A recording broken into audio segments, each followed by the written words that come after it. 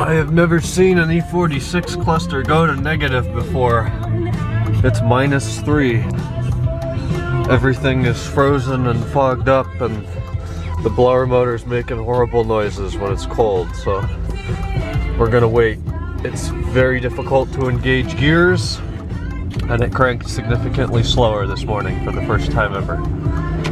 It's also harder to press the clutch. The car feels like it's making about 6 horsepower right now while it's cold, and we're not pushing it at all. This is total abuse on anything physical. Starting to warm up a little in here. It's at 0 now, but we're following. Oh, it's not. I thought that was the red 330 ZHP. It's a 325 convertible facelift. Never mind. We're back at -3, -4. We'll see if it gets any colder than -4. We're at Panera for lunch. Hello, Joe. How's it going? That's Joe's S4, and this is Bob's 944. Quite literally. And probably not the best Porsche weather, right? Probably not. But the rear-wheel drive. yeah, that's nice. Back from lunch. It's 11:52. We left here, I don't know, 10:30, I think. So in an hour and 20, we can have a nice lunch at Panera. Took the S4 today. That's a great car. I miss just the feeling of a tight suspension and this thing called torque and exhaust noise. So anyways, he's headed to class right now. He's got a noon or a noon 30. I have a 2:15, so I hate to do this, but I am gonna head back home. Got a couple things I can do this afternoon before I have to come back to a lab. Also save money on parking though. So I'm gonna come back to the lab at 2:15, get that done. That's only a 55-minute, I think. And then we're gonna be done for Wednesday. When I get up this early, I feel like shit in the beginning of the day. Maybe it's the clear skies today. I feel fantastic now. So we're gonna be productive as hell this afternoon. Cavaliers game tonight. It's gonna be great. I'll be tired, watch that. Prison break, get to bed. It's a good day. It's a full house of 8s. 218888 at 19 degrees now, and it's still sunny, so that's helping. It's 1:30. I'm on my way back in for the 305. Pretty much just did some YouTube and emails. What else? At home.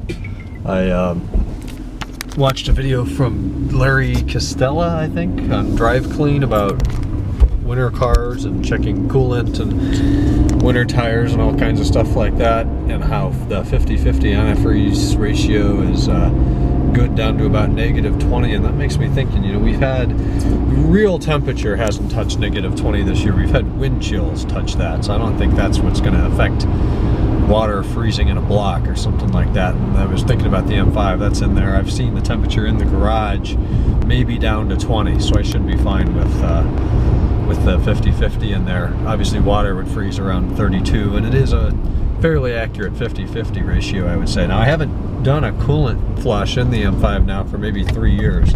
I'm doing the brake fluid this year. I had 2 appointments last year, but it rained all summer, so I wasn't able to get it in and have it done.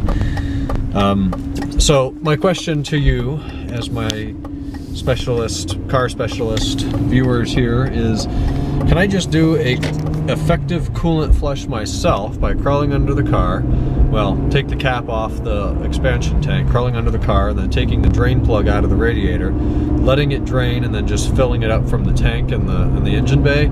Or is it really necessary to pay a dealer to do it and have them, you know, do they flush it out of the engine or whatever? Do they take those steps? And it probably is better to do that, so it's all done at the same time, it's all the same. So let me know. Other news, the mower is being picked up for its annual service today. Usually we get rid of it sometime in December. They keep it through March. It's great to get it out of the garage. This year they're swamped. Today's the 28th, I think, so they're going to come get that today and hopefully have it until March. So I'm going to tell them about that belt that keeps flipping off the tensioner because there's a worn out, I call it a bushing, but it's really just a washer. Some worn out hardware in the tensioner, so hopefully they can get that sorted out. Also checked out AccuWeather. Looks like we're down around 0-10 degrees for the next 10 days, 2 weeks. If AccuWeather has any sort of reliability out as far as February 10th, I think they're showing 46 degrees, and that would be a great M5 start day.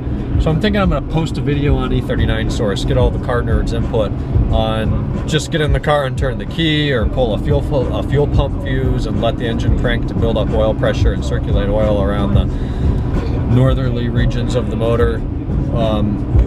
Personally, to me, I'm not real experienced in this, but it sounds to me like if you pull a fuel pump fuse, so when you turn the key, obviously you're not going to have fuel pump pressure, but isn't there enough gas in the lines and the cylinders in the system somewhere that it would fire or try to fire? And it just doesn't sound like a good idea. If that's not the case and it really won't fire, then that's probably just as easy as figuring out what pump can fuel, what fuse controls the fuel pump, or even spark or something like that. Just disable that and let it try to crank a little bit. So I'll put a video up on that, I think, get the input on that, and then if it is warm, I'd like a day above 40. So we should have that sometime in February, I hope. We're home. I drove in there 30 minutes to class. I was in class for about 8 minutes today. We had to fill out a data table in Jump software, have him look at it, and then get our attendance points. So instead of driving right home after a 30-minute drive in there, I hung out with Alex for a bit till my meter expired, and I am now home at 3:30. So we're gonna do a bit of an old start, cold start here on the mower.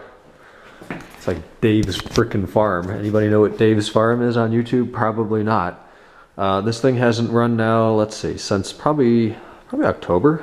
I don't know if I did any mowing in November this year. Maybe I did, I don't know. It's been a few months. It's been cold as balls out here too. So let's see what we got going on in there. Fuel, that's good news. Is the valve open? It is. Fuel is in the filter. I don't check oil or filters on this. That's why we pay to have it taken away, and the blades and all that crap. So gotta move all this out of the way first. Okay, we're not touching the car, although it's close. I'm not opening the door yet because temperature will plummet in here. Key turn, choke, neutral, blades off.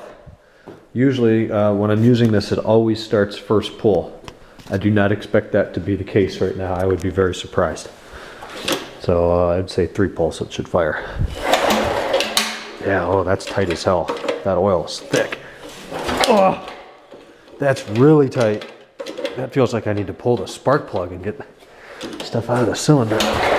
Oh, okay. I need to put the camera down.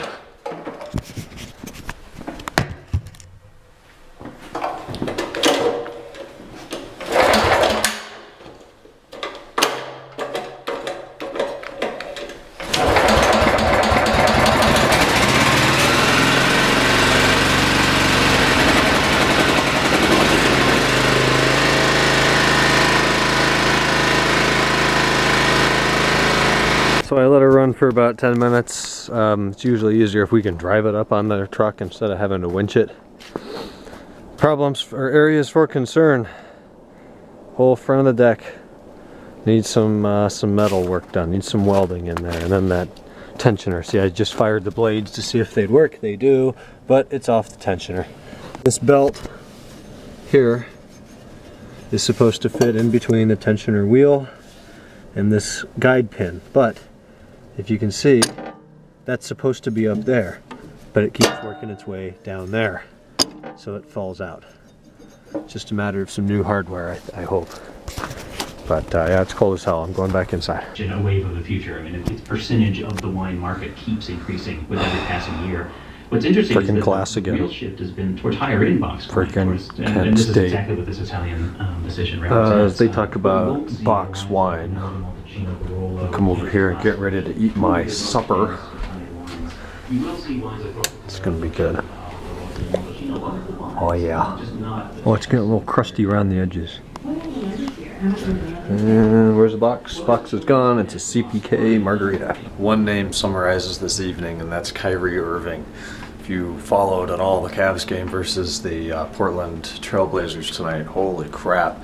So LeBron's out for a game or two. He took a fall yesterday in Detroit, sprained a wrist. Not a big deal, but he's going to rest up for a few days here. So without one of our major starters, the next one in line is kind of KYRIE Irving. And tonight he scored 55 points, his career high by I think like 7 or 10 points higher than his previous top scoring game against the Trailblazers. It was an amazing game. He got a 3-point shot with about 3 seconds left. That put us just enough ahead. I think the score was 99-94, something like that. It was a fantastic game though. So that was really cool to watch. They've got a couple days off. Then they're playing, I think, the Sacramento Kings on Friday, somebody else on Saturday. So hopefully we have LeBron back by Saturday. But that was fantastic. I finished my online class. We had dinner, watched the game, talked to a bunch of people on Facebook, did the normal emails, talked to my dad for a while. He got his new Mac today. He got a 13-inch. It was funny. I was talking to him on the phone. He's like, yeah, I don't really want to spend over $1,000. And he's looking at the baseline 13-inch, the Retina, but the baseline. And then he sends me the email confirmation link, and he spec'd out a 13-inch. He did every option except the terabyte solid state. It's the 512 gig solid state. I think it's the 3 gigahertz dual core i7 and 16 gigs of RAM. So a great machine. He got the Apple TV. So he's rocking a new tech right now. It's awesome. I'm going to help him set that up when I'm there in March. Move the data from the old one. He has actually my second Mac. That was his first. It was the 2010 maybe. That's what it was. It was a 2010 2.6 Core 2 Duo 13-inch. The battery on that lasts less than an hour. The power cord's screwed up. The audio, the headphone port doesn't work. So just stuff like that. It was a great machine. It lasted a long time. You know, it's 5 years old now, so he's got a nice new piece of hardware. Yesterday we saw a bunch of Apple updates. I didn't address that. 10.10.2 came out for OS 10 Yosemite, and then we had 8.1.3 for the iPhone and iPod Touch, iPad, whatever. I did update everything. Seems to work pretty well. I don't notice any big improvements. One thing I want to see, I got new Apple TV software as well. One thing I want to see is when I select Apple TV as an output for audio, or I try to AirPlay, it takes like 20 seconds to connect to the Apple TV, and it won't wake it up. It will not wake up the Apple TV. If it's sleeping and I hit AirPlay, it just says connecting for about 2 minutes and then failed to connect. Then if I press a button on here, wake up the Apple TV, try to connect via AirPlay again, then it works in 30 to 45 seconds or so. Used to be instantaneous. Even if it were sleeping, I'd select it as device output, it would wake up in about 2 seconds, 5 seconds later I'm hearing audio. So I don't know why it's so slow. I've totally reset the Apple TV, rebuilt the software from the ground up. Let me know if there's any settings I should tweak, either in the Apple TV, although I don't think that's the problem, or my phone, or my Mac. I don't know. It's slow. And I'm using an airport. Come on, it's an Apple router. It should be able to communicate freely. So we got classes done today. I guess is today Wednesday? Holy crap, I had lunch with Joe at Panera today. That feels like days ago. Been up for a long time. I'm tired. I'm going to go up, shower, get to bed. It's 1 o'clock. We're going to sleep in tomorrow. Got another online class tomorrow. A couple minor things due. A lot of things due by Sunday. Hopefully hang out with Alex and the classes where stuff's due we have together, so we can work on that collectively and get her done as we finish up the 3rd week of the semester. I think that leaves us with 7 or 8 more or something like that. And then summer. Can't wait. All right. Talk to you guys tomorrow on Thursday. Good night.